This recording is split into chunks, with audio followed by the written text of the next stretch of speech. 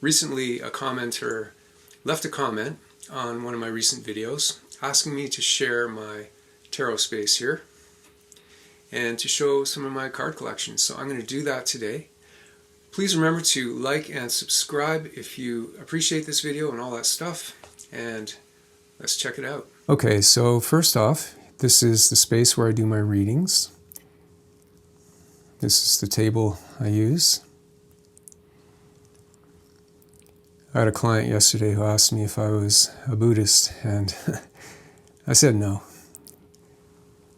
I'm universal, for lack of a better word.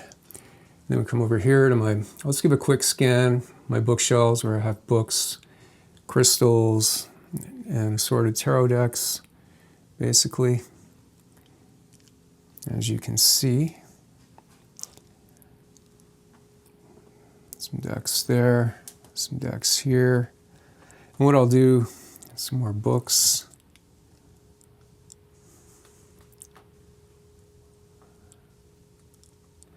And what I'll do is I'll look at some of the decks individually and just give you a quick impression of what I feel about that deck in a few words. I'll start with the Aquarian Tarot because it happens to be the one that's sitting on my reading desk or reading table, and I just love this deck. I've really been working with it a lot in the last week or so. I hadn't worked with it for many years before that. There's just something about the deck. I'm not going to give a review here or anything. There's just something about it that's really capturing me, at least right now.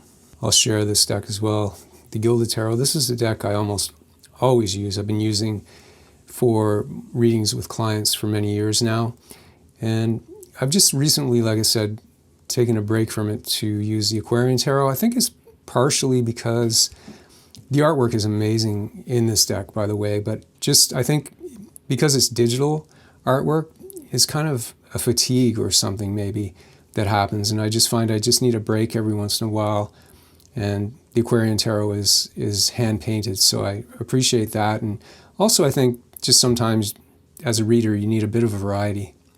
As you can see, this deck's very well worn. I used it a lot many years ago, the Robin Wood Tarot. Classic deck. A couple of cards, I love it, but there are a couple of cards that just don't resonate with me. It's almost perfect. It's one of those decks where you love it, but then there are just those one or two cards where you're just like, oh, for some reason. And but I would highly recommend it for anybody. It's a little bit, I like the way decks are coming out nowadays. I prefer some of the new styles that are a little more inclusive and more with the diversity of the way the world is, at least the town or the city that I live in anyways. But it's still a fantastic deck. I'm not going to share every deck here because we could be here for a very, very long time. I love this deck because I love the artwork and the meanings behind it. The King Arthur and the Grail, the Holy Grail legends. And this is, though, just a knockoff miniature deck of it. My wife got it for me. She has the original deck, the original actual real deal deck of this in her collection, which maybe if I ask her, I'll show that sometime as well. Her collection is huge. She has over 300 decks of cards. I'm choosier than her, though, definitely, when it comes to getting decks. That's part of the reason. This is a really interesting deck, the Deviant Moon. Really gorgeous, actually, and unique and original. Really cool deck. I have 3 Thoth decks at this point. This is a deck I will never grow tired of. This is the reprint that came out. I got it last summer. I did a little video on it as well. I'll link to that. Here's the same deck, but an older version that I've had for many years, and this one I've had even longer. This is the larger cards, which are great for looking at the images and reflecting on them, contemplating them, meditating upon them, or path working, whatever you want to do.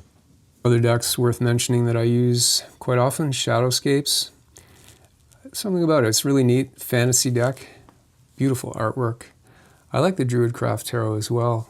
I like all of these decks, really, at various times. Like I said, I like some variety, but when it comes to reading for clients and professionally, I stick to, 3 or 4, maybe 5 decks at tops over many years now. Yeah, and I've got my trusty runes here that I've had since the late 90s. I love them. Here's another deck that I'm really proud of that I have. Not proud like, ooh, hey, I got it. What a trip. But I'm just like, you know, I really enjoy and appreciate having this deck in my collection. Is the Mythic Tarot. It's based upon Greek mythology. Cards are in here. I was fortunate to get this deck off of a classified ad. I think it was Kijiji or one of those websites, and I was able to get it secondhand, and I really enjoy this deck as well. Maybe I'll make a video using this deck at some point. And last but not least, probably never shows up in my videos, is this Kabbalistic Tree of Life graphic that I love. I've got my guitars here, which I play almost every evening to relax, and I've been playing music since childhood. It's just a part of who I am. It's good for my soul. And that's it, guys. I almost forgot. I can't believe that I did, but I have at least 3 that I know of off the top of my head. Rider-Waite-Smith decks. One is in this box. And I've got the Radiant Rider-Waite and the Universal. So that pretty much wraps it up for this collection, as without going into all of the decks here and taking a really long time. Also, let me know in the comments below, what are your favorite decks and anything interesting about your collection. Thanks for watching this video if you've gotten this far. Check out some of my resources in the description below, and I'll see you in another video.